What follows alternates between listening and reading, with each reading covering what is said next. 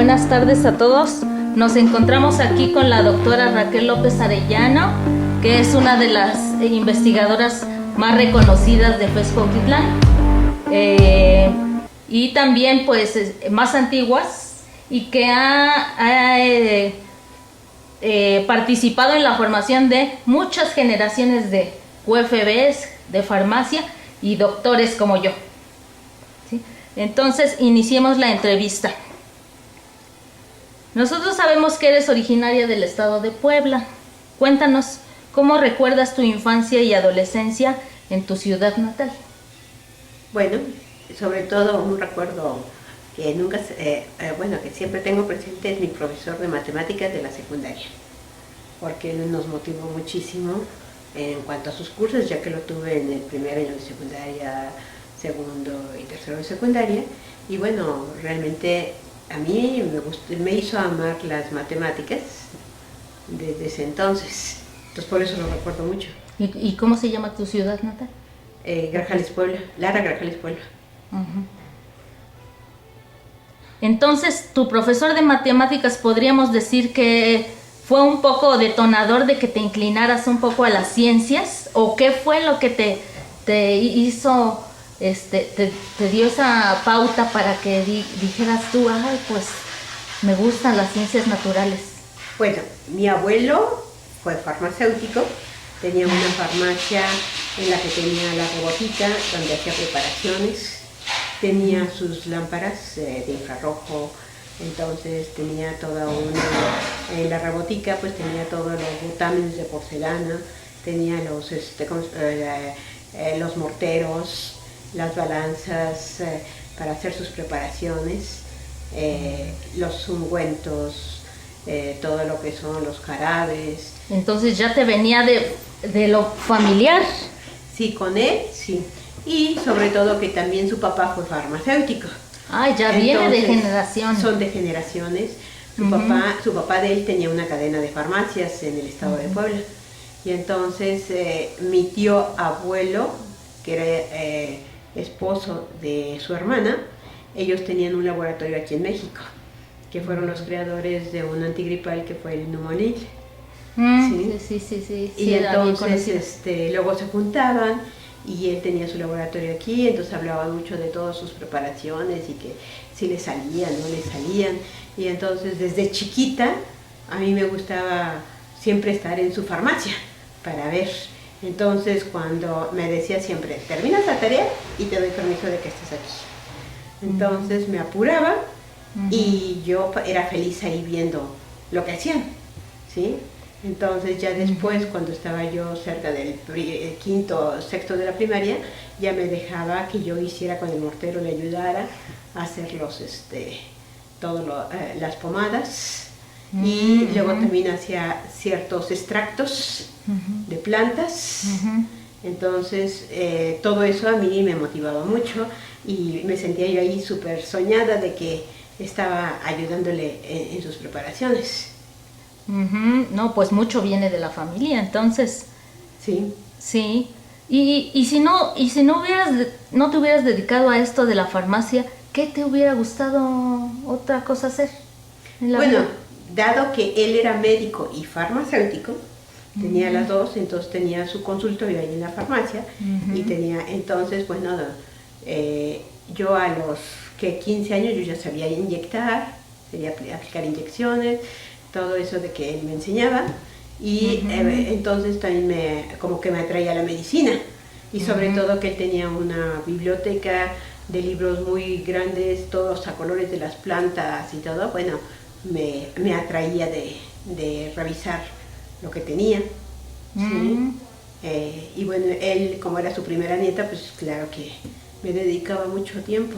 Entonces, ¿qué podrías decir? ¿Que te podrías haber dedicado a algo de medicina? De medicina o de ingeniería química, ¿sí? O sea, todo lo que es lo que me atraía, pero sobre todo a mí la farmacia desde que estaba, o sea, cuando yo estuve pues la secundaria, todo, pues siempre estuve al lado de él, porque él murió cuando yo estaba en el primer año de la carrera.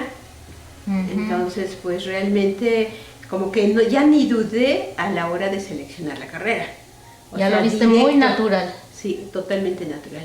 Cuando terminé la prepa, luego no tuve, la primera opción pues fue QFB. Mm. Y donde vivías, ¿cómo dices que se llama? Grajales. Lara Grajales, Puebla. ¿Y qué tan lejos estaba de, entiendo que estudiaste en la Benemérita? Estaba a una hora. A una hora, entonces, ¿viajabas todos los días? En la prepa sí, en la prepa, Ajá. cuando estaba yo en la prepa, me iban a dejar y me iban a recoger a la escuela, Ujú. ¿sí? O sea, de Grajales a ¿Y Puebla. ya en la licenciatura? Y ya en la licenciatura vivía yo en casa de huéspedes. En casa de huéspedes. Y cuéntanos qué fue lo más difícil o qué retos tuviste cuando te saliste de casa. ¿A qué edad? Pues serían que 18 años, sí, más o menos 18, 19 Y años, entonces 20. vivías de lunes a viernes en casa de huéspedes. Sí, porque la casa de huéspedes era, como fue, yo empecé a vivir de casa de huéspedes en el primer semestre de la carrera, Ujú. pero es que la casa de huéspedes pertenecía a una amiga de la prepa, entonces de alguna manera para mí, pues también estaba yo con mis compañeras de la prepa, porque también aparte de mí, había otra chica que era también mi amiga y que estábamos en la misma casa de huéspedes con la dueña de la casa de huéspedes, que era nuestra amiga. Ah, vamos, entonces no estabas sola, no te No podría haber tenía- dado depresión de estar sola. No, al contrario, siempre estuve, bueno, muy activa. Ujú. Sí. Pero de todas formas, ya al vivir sola y tener 18 años, pues tú tenías que organizarte, ¿no? De hacer tus cosas, o que te llevabas tu ropa sucia al fin de semana. El fin de ¿o qué? semana, pues lavaba yo mi ropa, o sea, llevaba yo y... Pero te la llevabas a tu casa. Sí. ¿Y yo- quién te ayudó a financiar tus estudios? Mis papás. Ujú. Porque en la UAP entiendo que hay una colegiatura, ¿no? Sí, totalmente. Hay una colegiatura y tú pagas cada laboratorio. Entonces no es algo como aquí en la UNAM que sea Gratuito. gratuito. No, ahí tienes que pagar por laboratorio que llevas y la inscripción por Ujú. semestre. Ujú. ¿Y tenías más hermanos estudiando? Sí, yo era somos 7 hermanos y yo soy la más grande. Pues como quiera el ejemplo. Sí, siempre O sea, mi abuelo me decía, tú eres el ejemplo para tus hermanos. Lo que hagas bien, lo que hagas mal es para tus hermanos. Siempre me recalcaba eso. ¿Sí? Ujú. Entonces, como era la primera, te digo, nieta de varios primos, o sea, como que siempre me estaban recalcando eso. Ujú. Y bueno, creo que sí, desde el primer año, y además tenía el esposo de una de mis tías, hermana de mi papá, es ingeniero químico. Ujú. Y trabajaba en lo que es ILSA, que son la compañía de aceros. Ujú. Y entonces, desde el primer año, a mis compañeros fui como que la líder en el primer semestre para organizar visitas. Entonces yo organizaba con mis compañeros, creo que fue una generación muy unida, porque creamos un fondo de cada 8 días dar una cooperación para poder financiar nuestras salidas. Ujú. ¿Sí? Para hacer salidas. Y entonces hicimos, incluso en el primer año de la carrera, nosotros mismos, sin ayuda de profesores, entonces organizamos una visita a la cervecería Modelo para conocer cómo eran el procesamiento de la cebada. Pero ya acá en el Puebla.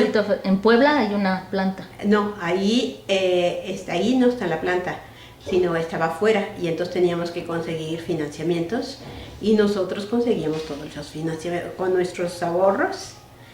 Entre todos los estudiantes pagábamos los transportes para ir a las visitas. O sea, ya eras buena para organizar desde esa época. Sí, de alguna manera sí. Y a mí me gustaba mucho porque conocer ¿Y qué se hacía. ¿Sí? ¿Y Entonces, tus padres no tenían inconvenientes que estuvieras viajando? No, nunca me cerraron nada. ¿Sentiste en tu casa que hubiera alguna diferencia entre tus hermanos hombres y mujeres? No, tampoco. Nunca. En tu familia. No, en mi Y familia no. En tu familia no, pero a tu alrededor. Yo no sentí esa diferencia. Bueno, quizás alguna diferencia en cuanto a que siempre decían, las mujeres tienen que hacer cosas de labor en la casa, de ayudar a las cosas de la cocina, a las cosas de limpieza, y los hombres a las cosas de más mecánicas, cosas de ese tipo. pero generalmente hacíamos casi lo mismo. ¿Sí? O sea que no hubo diferencia, yo no sentí nunca la diferencia entre sexos.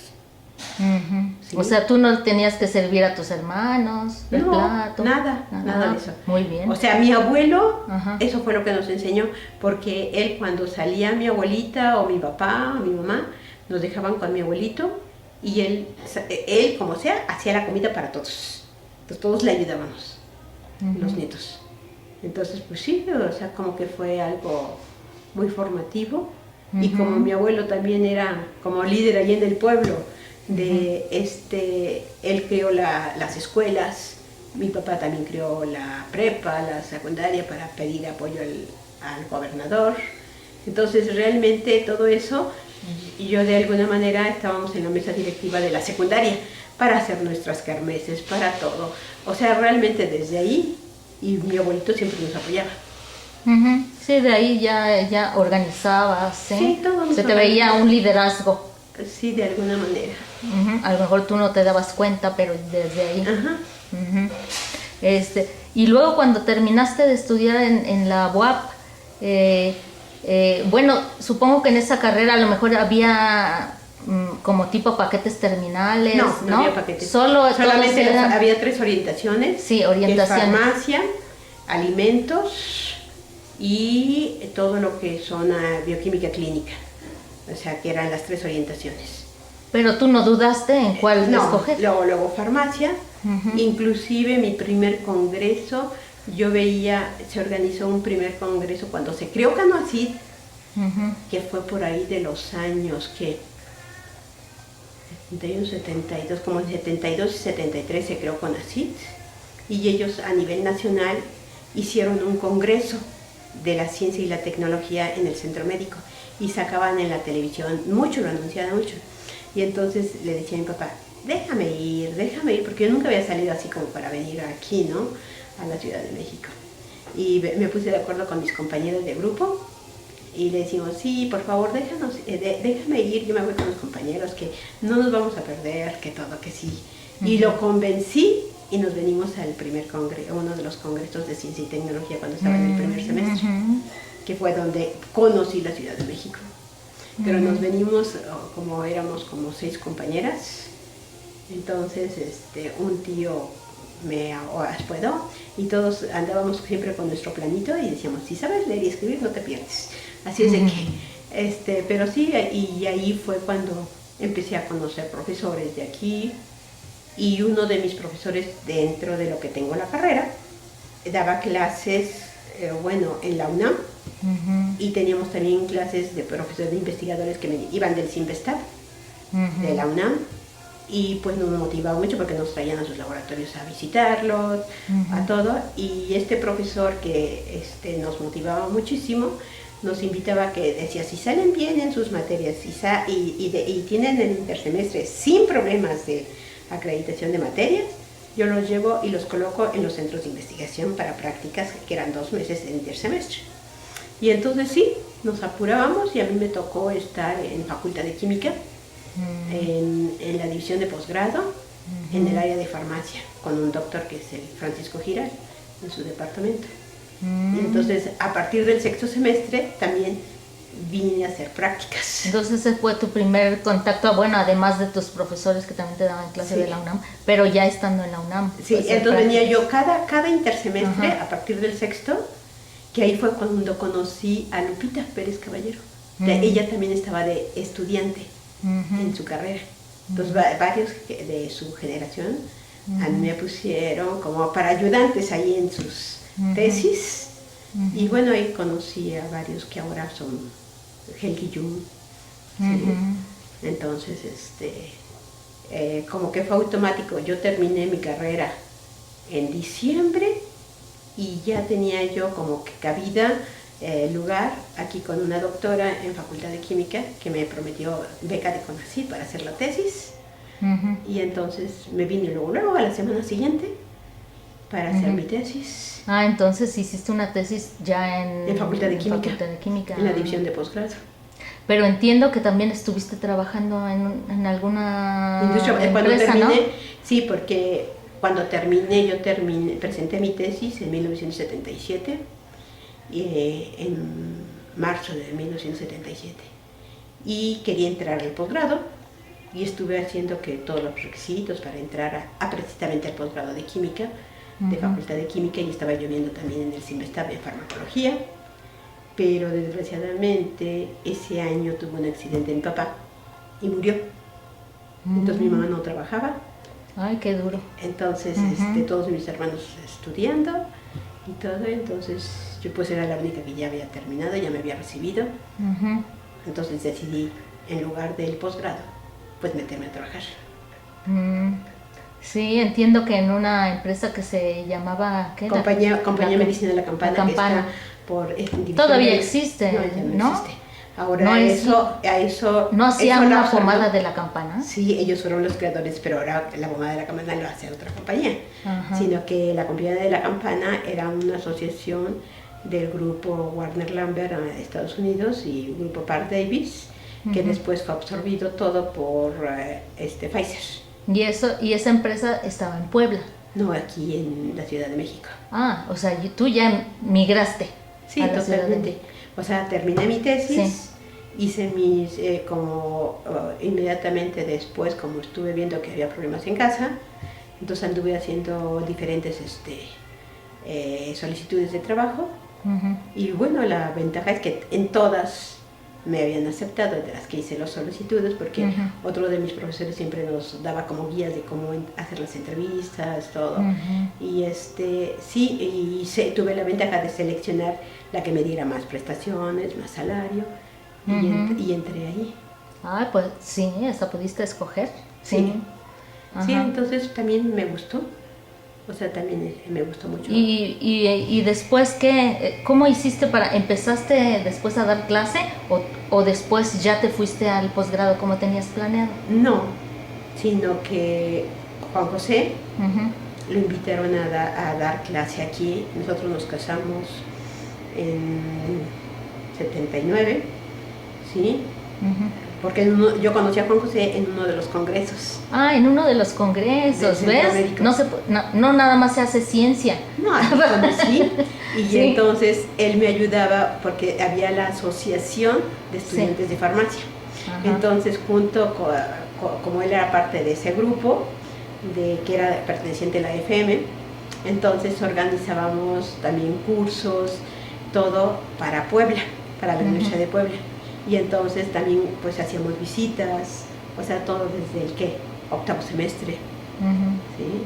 Y entonces todo eso, o sea, yo cuando vine y después de que me recibí, después que murió papá, nos casamos y a él lo invitó un profesor de aquí que viniera a dar clase, y él aceptó, que fue en cuanto... en el año de 1979, el año que nos casamos, un año después. Y pues fue cuando empezaba a conocer aquí. Empecé, pero se me hacía lejos, lejísimo, porque nosotros vivíamos por Villa de Cortés. ¿Sí? Y yo trabajaba por el Estadio Azteca, entonces en compañía. Entonces yo recibía practicantes de acá, ¿sí? O sea, tú estando trabajando te mandaban practicantes. Sí. Entonces aquí conocí a algunos de la tercera generación que llegaron allá donde yo estaba trabajando para prácticas. Sí, y ya me platicaban y luego cuando usted me traía para conocer, pues se me hacía lejos, el fin del mundo. ¿Sí? Y a los 2 años, de que ella tenía 2 años aquí, unos profesores de farmacia se fueron a su posgrado a Estados Unidos y entonces me dijeron que si quería venirme a dar clase. ¿Sí? Entonces les dije, bueno, pues vamos, me gusta la idea, ¿sí? Y entonces vine, pero yo entré como ayudante de profesor. Ah, pero entonces te saliste de la empresa donde trabajabas o hacías las dos cosas. No, porque como yo ya tenía a mi hija, tenía como a los 5 meses, como unos 7 meses, y no encontraba, para mí era muy conflictivo porque no encontraba la guardería adecuada. Entonces, no, ni había mucha disponibilidad. No, y entonces en esa dije, época. no, pues es que necesito ya tiempo para Sí. mi hija. No, Entonces, yo creo que hiciste una buena decisión. y para por darle eso tiempo a fue tu lo hija. que yo me salí de la industria. ¿Te pareció bien? Para sí. atender a mi hija, Sí. y me gustaba también la idea de dar clases, porque me decían que había posibilidades de hacer proyectos de investigación y todo. Como me gustaba la investigación, pues entonces... Y entonces ya se vinieron a vivir a Huautitlán. Sí, luego que entré yo entré en junio del 81, y nos venimos, ¿qué? Al mes, nos mudamos para acá. Bueno, y ya que empezaste de ayudante de profesor, y luego ¿qué los hizo decir, ay, no, pues ahora vamos a ir a hacernos un posgrado? Pues que salieron las convocatorias por parte de CONACYT de un programa que se llama CEFI CONACYT, que es formación de ingenieros en el área química, y ese programa incluía que todo tu trabajo experimental del posgrado debería de ser en una industria. ¿Sí? Entonces, la mitad de todos los recursos para hacer el posgrado, forzosamente tenías que hacer la estancia industrial, y además parte de la formación era pagada por Francia y parte por CONACYT. O sea, era una beca complementaria de los dos. Y me gustó el programa y concursé. ¿Y en Huautitlán aquí los apoyaron? Sí, para darles entonces, permiso. Sí, me solicité el permiso, metimos nuestro programa para precisamente apoyar todo lo de farmacia industrial. Y sí, me la dieron y nos fuimos. Con todo y niña. Con todo y niña. Y luego ya cuando estaban allá en París. No, yo no estuve en París. ¿Dónde? En Lyon, Francia. Sí, en Lyon.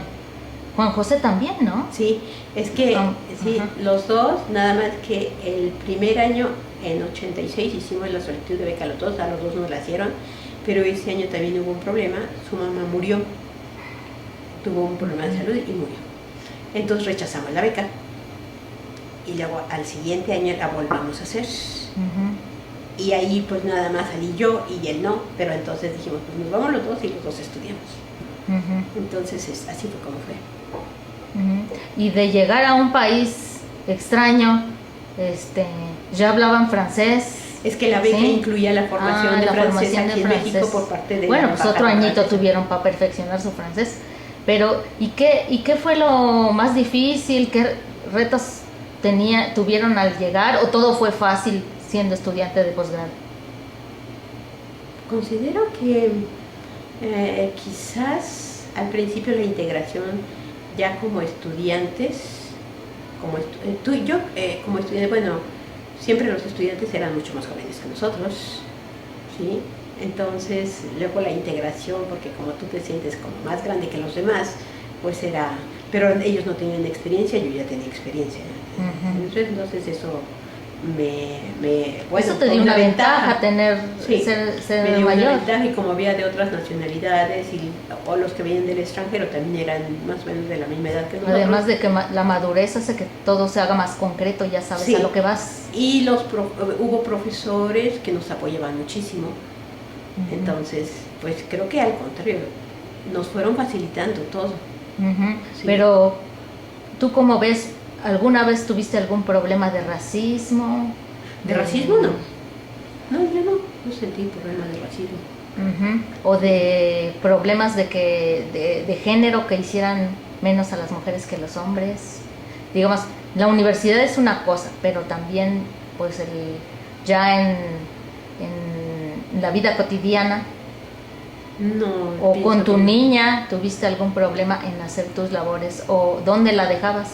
Es que las escuelas allá en Francia te dan la ventaja de que cuando tú trabajas o estudias, puedes dejarlas mucho más tiempo, porque allá los horarios de las escuelas para los niños son de 8 de la mañana a 4 y media de la tarde, que incluye la comida, ¿sí?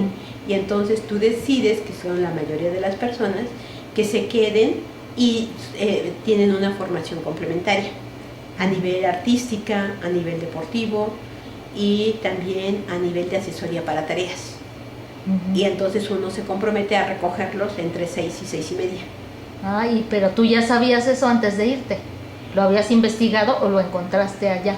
lo encontré allá. Ay, qué bueno.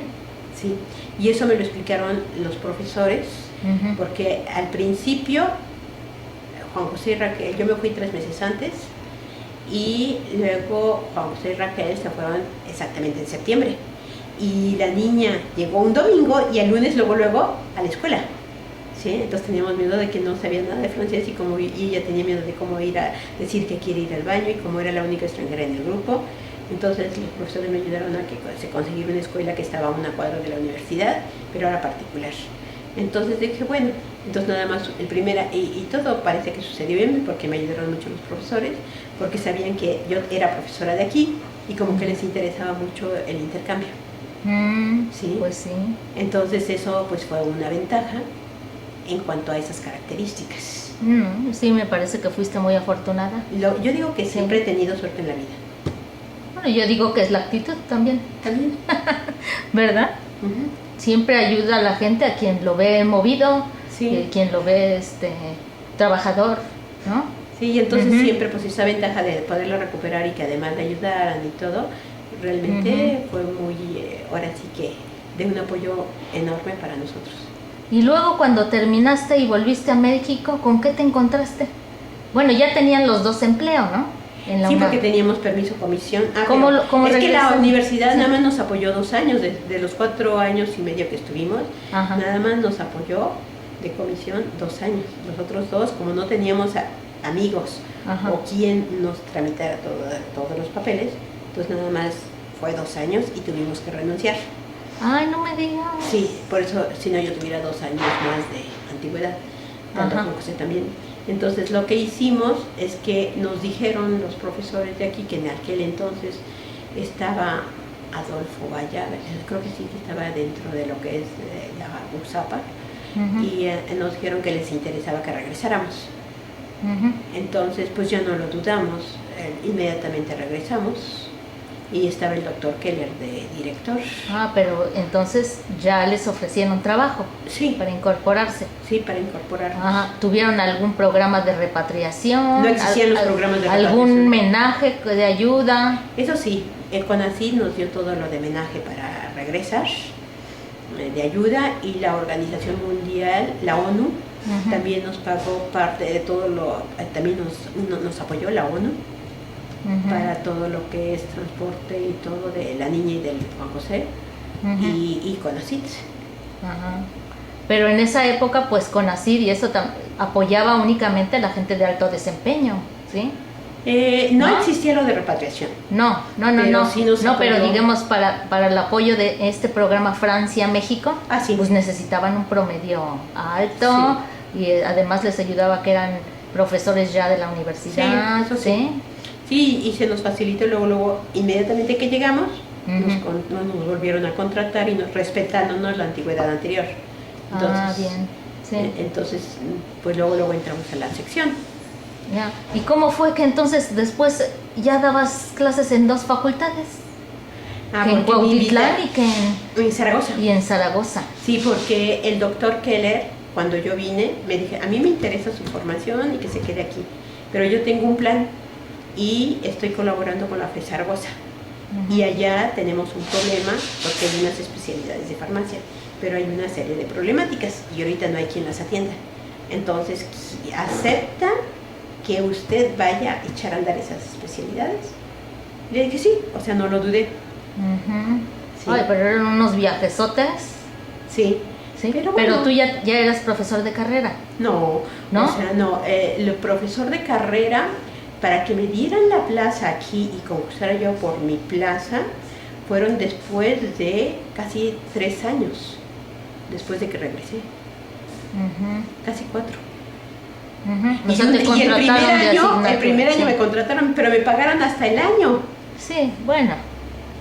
Sí, solía pasar en esa época. Sí, pero bueno, fue retroactivo, pero pues sí, el estar un año sin salario, lo bueno que habíamos ahorrado y bueno, eso nos sirvió. Pues sí, pero ese es un problema, ¿verdad? Sí, después de un año.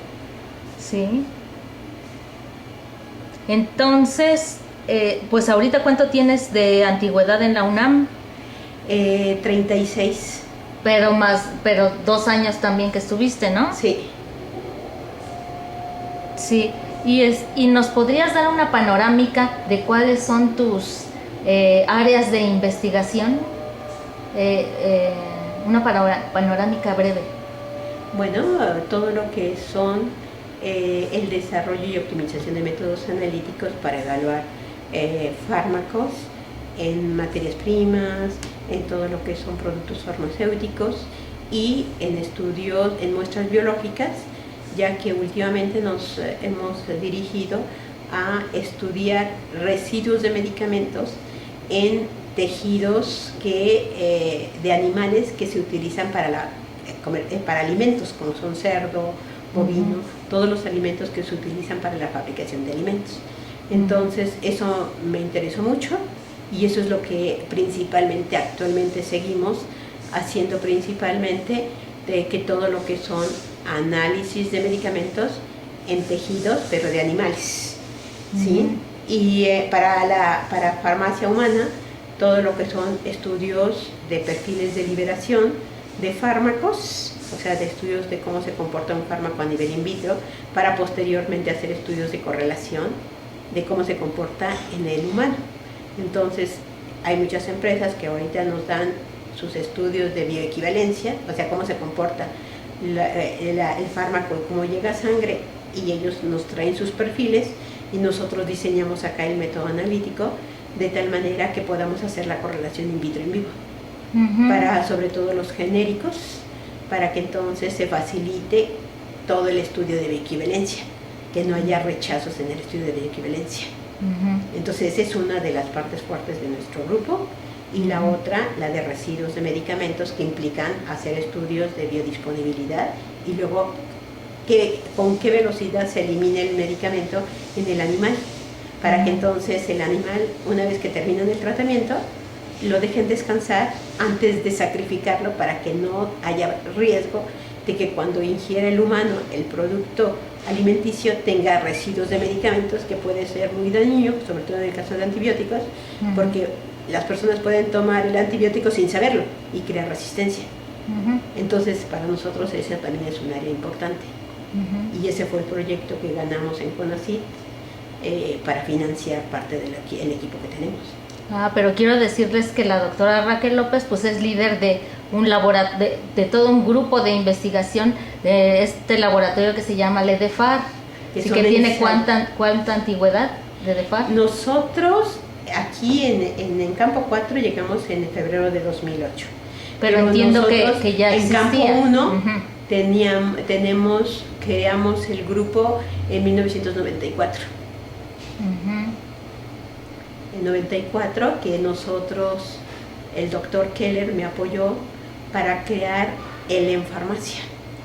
¿Sí? Nosotros lo diseñamos con apoyo de la industria.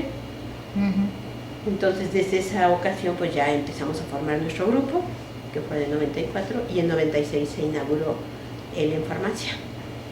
¿Sí? Pero bueno, nosotros fuimos los que lo diseñamos, lo echamos a andar, y ahí teníamos en la parte central, en la parte baja, nuestro laboratorio, nuestro grupo. Pero después ya nos pasamos para acá. Sí, bueno, es el laboratorio LEDEFAR, y pues aquí hacen desde formación de estudiantes de licenciatura, posgrado, y también tienen convenios con empresas, ¿sí? Para solucionar las problemáticas que la doctora les explicó. Hablando de la licenciatura en farmacia en la que participas, ¿cómo valorarías estos 10 años de esa licenciatura? ¿Y qué diferencias existen con la desaparecida QFB? ¿Cuál es tu...? Bueno, añoro los QFBs, porque se diseñó inicialmente un plan de estudios para los farmacéuticos, pero no quedó como nosotros lo diseñamos, porque hubo restricciones cuando lo aprobaron. Entonces quitaron un semestre, que en lugar de ser 9, ahora es de 8. Y además, lo que no me gustó es que no hay seriación. No hay seriación entre muchas materias, como son, por ejemplo, toda la parte analítica, entre los análisis 1, 2, 3, y todo lo que es, por ejemplo, medicamentos, Y anterior, entonces, por ejemplo, yo doy en el último semestre, que es un laboratorio integrador que le llaman de farmacia, pero me llegan estudiantes que no han cursado a veces los análisis, que no han cursado ni siquiera análisis de medicamentos. Entonces, ha habido ocasiones que no han cursado ni la parte de las ciencias básicas. Entonces, lo que no me gusta es que no hay una seriación que pueda asegurar la formación, ahora sí, lógica, que vayan viendo, porque podemos, si yo doy el laboratorio integrador que integra toda la carrera y no han llevado, pues como que no. Bueno, esas son de las cosas que no te gustan, que se podrían mejorar, ¿sí? Y de las cosas que sí. Bueno, que pudimos integrar materias, como ese laboratorio integrador, en la que se tiene como una simulación de lo que es la industria, en la cual es un día a la semana, pero de 8 horas, en la que podemos simular cómo es el trabajo industrial en la parte de investigación y desarrollo de productos. Entonces, ahí pienso que eso es lo que me gustó del nuevo plan de estudios. ¿Sí? La otra, que lleva una formación en todas sus materias obligatorias orientado realmente a la farmacia. ¿Sí? Entonces son estudiantes más especializados. En farmacia, en todo lo que son medicamentos. Y entonces eso también es una ventaja. ¿Sí? Pero la desventaja, te digo, para mí es la seriación y el acomodo como quedaron las asignaturas. Pero ¿y qué tanto éxito o problemas les has visto a los egresados para ya estar en el área laboral? Eso sí he visto como que la primera generación fue excelente, me gustó muchísimo, la primera, pero no sé qué ha pasado, que ha faltado no sé, estímulos a los estudiantes cuando entran para darles un panorama de lo que realmente es el área farmacéutica en México. Porque le dices farmacia y todos se asocian a estar en la farmacia comunitaria, las farmacias que están que distribuyen medicamentos. Pero creo que falta información dentro de los programas de orientación vocacional para los de la prepa de qué es la farmacia, porque la farmacia no son las farmacias, sino qué son las ciencias farmacéuticas.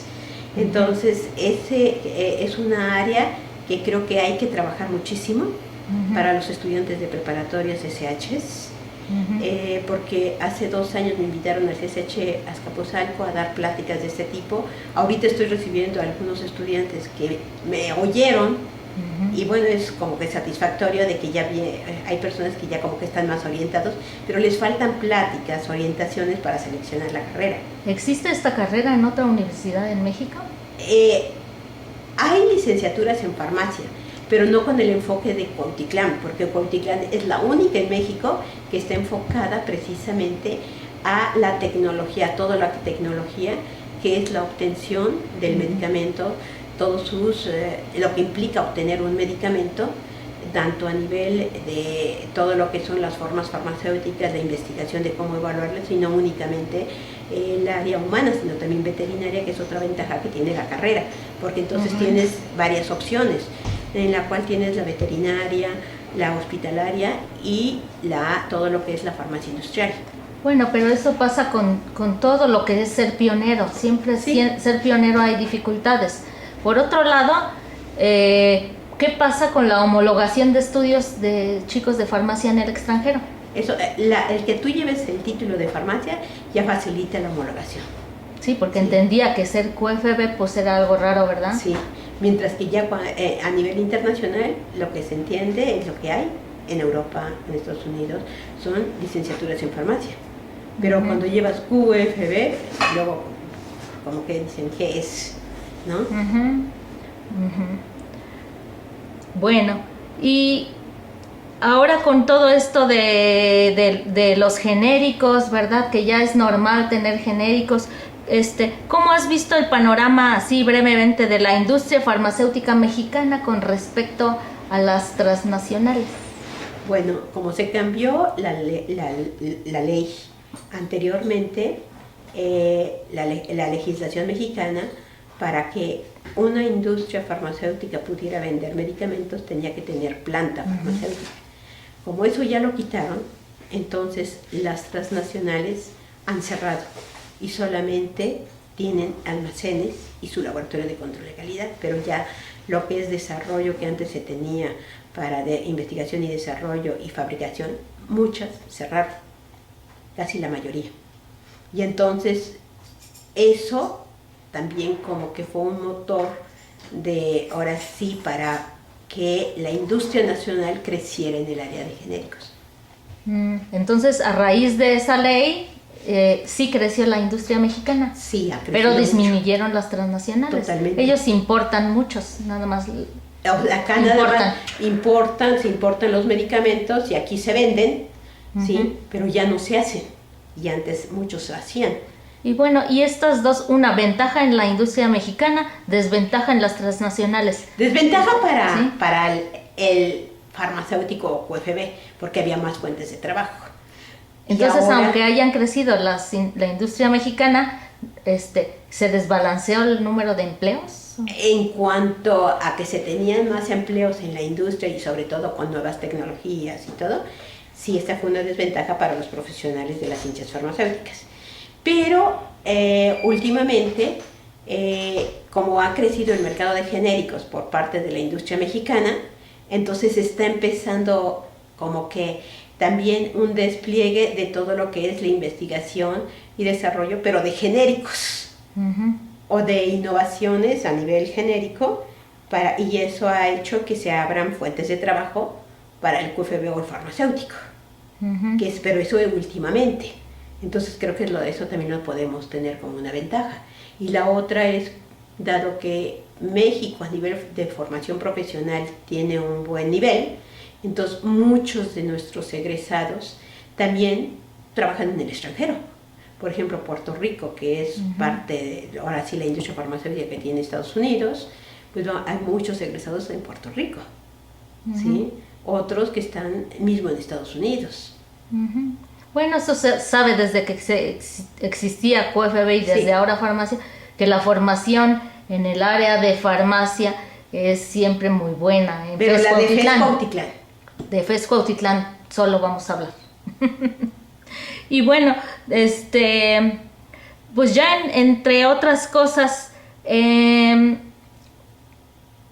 me gustaría preguntarte que, pues, ¿qué cosas te gusta hacer en tu tiempo libre? Fuera de que casi vives aquí en el laboratorio.